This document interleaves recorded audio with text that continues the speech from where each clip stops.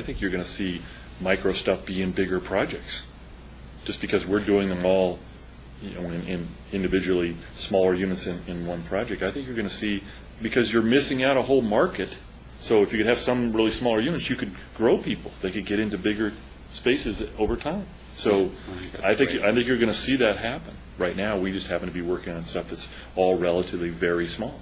But when you're in a conventional apartment market and you do a studio and you move it down and your price point is, pick whatever number you want, $1,200, $1,000, you've essentially written off everybody below that, haven't you? You've said, I'm going to write you off unless you can find a way to come up with the money. You're not my customer. And my point is, by doing smaller units, you're really allowing people to choose to have smaller spaces.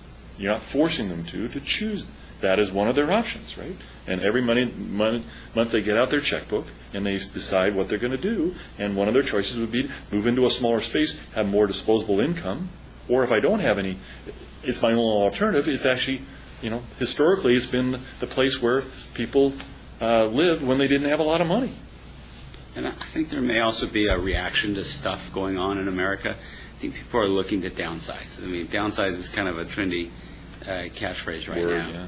And so, people are driving smaller cars.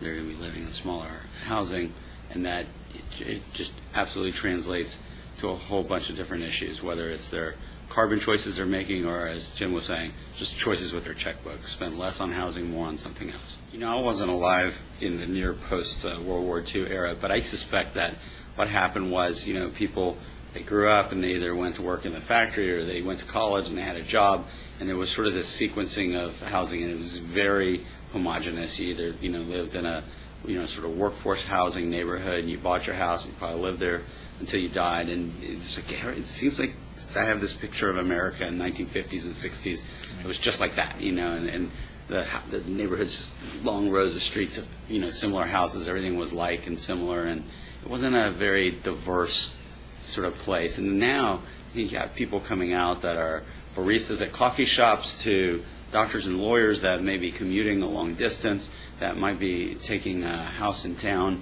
that they use 3 nights a week, and they go to a rural community on the weekends and live with their families. Jim, I loved your comment you used.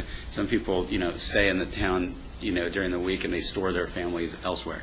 So the nature of the demand is so diverse. It's so unbelievable diverse that I had one couple that moved into our project, and they were in their late 60s. Lady said, I'm a school teacher. We've kept our house in the suburbs, just a very simple $100,000 house in the suburbs.